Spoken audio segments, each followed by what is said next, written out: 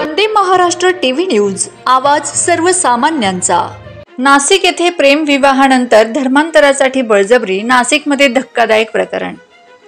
संशयित रमजान शेख याने पीडितेला लग्नापूर्वी तिच्या धर्माचे पालन करण्याचे स्वातंत्र्य असल्याचे आश्वासन दिले होते। मात्र 2019 मध्ये कोर्ट मॅरेज नंतर पीडिता गर्भवती राहिल्यावर तिच्यावर मुस्लिम धर्म स्वीकारण्यासाठी जबरदस्ती केली। तिने नकार दिल्यावर रमजान व त्याच्या कुटुंबियांनी तिचा छळ सुरू केला। पतीसह 6 जणांविरुद्ध आरोप। अंबड पोलिसांनी रमजान शेख, त्याची आई नसीम शेख, भाऊ जमीर, समीर, हुजर शेख आणि बहीण निलोफर शेख, तिचा नवरा शकील शेख सह यांच्या विरोधात विविध कलमांनुसार गुन्हा दाखल केलाय। सहाय्यक पोलीस निरीक्षक बागुल तपास करीत आहेत। 2020 मध्ये सारडा सर्कल परिसरात रस्त्यात अडवून रमजानने चॉपर दाखवत तिला वडिलांची मालमत्ता नावावर करण्याचा दबाव टाकला।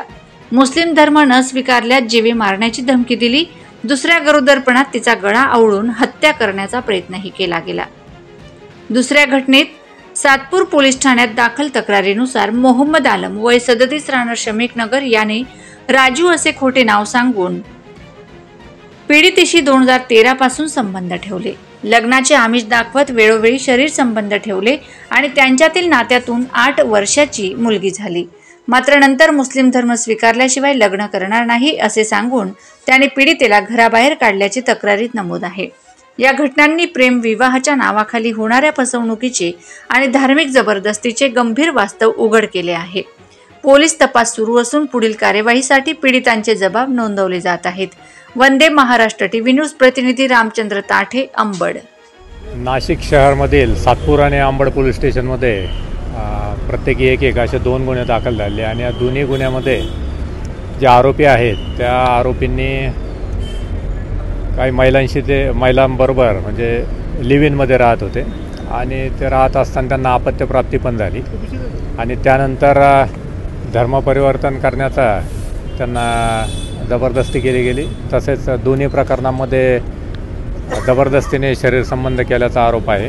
त्यानुसार आपण सातपूर आणि अंबड या दोन्ही ठिकाणी गुन्हे दाखल करून घेतले आहेत आणि दोन्ही आरोपींना अटक केलेली आहे। पुढचा तपास चालू आहे। सर, या सगळ्या प्रकरणामध्ये आरोपी जे आहेत ते कोण आहेत आणि ज्यात महिला आहेत त्या कोण आहेत आणि नेमका काय प्रयत्न झाला धर्मांतरणाचा? नाही, त्यांनी ते लिव्ह इनमध्ये राहत होते आणि दोन्ही प्रकरणामध्ये अपत्य आहेत। 7-7, 8-8 वर्षाची मुलं आहेत त्यांना आणि ते असतानाही धर्मपरिवर्तन करावं म्हणून ते त्यांचे जे जोडीदार आहे म्हणजे जे फिर्यादी आहे त्या फिर्यादीवर जबरदस्ती केली। दुसऱ्या प्रकरणामध्ये मुलांचं धर्मपरिवर्तन करावं अशी त्याच्यामध्ये तक्रार आहे आणि जीवे मारण्याची धमकी पण आहे। जीवे मारण्याचा प्रयत्न केल्याचा पण त्याच्यामध्ये आरोप केलेला आहे। त्यानुसार आपण त्याच्यात फिर्यादीप्रमाणे गुन्हा दाखल केला। गुन्ह्याचे काय काय कलम लावले? हां, आता जो अंबडचा गुन्हा आहे त्याच्यात हत्येचा प्रयत्न आहे।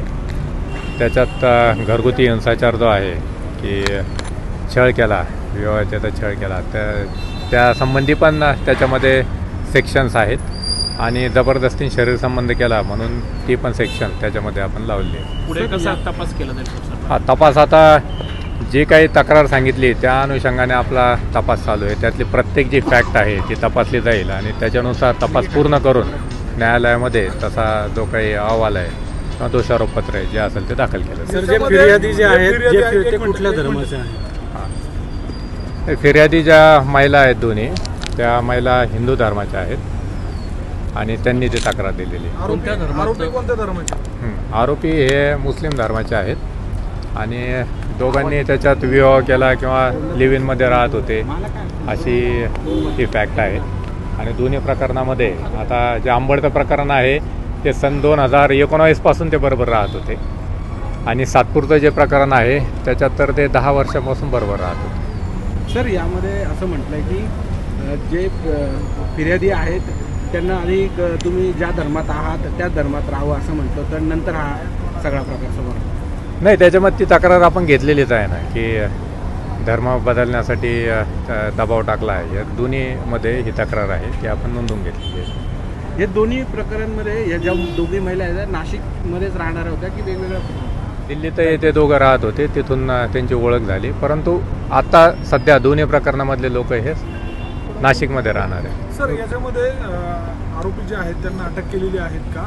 आणि कधी यांची म्हणजे ओळख कशी निर्माण झाली होती, काय यांचा संबंध आला? सातपूरचं जे प्रकरण आहे त्याच्यामध्ये ते दिल्लीला राहत होते, तिथून त्यांची ओळख निर्माण झाली.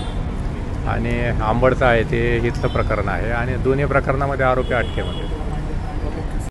वंदे महाराष्ट्र टीव्ही न्यूज, आवाज सर्वसामान्यांचा. अशाच नवनवीन बातम्या पाहण्यासाठी आमच्या चॅनलला सबस्क्राईब करा, बेल आयकॉनला क्लिक करा.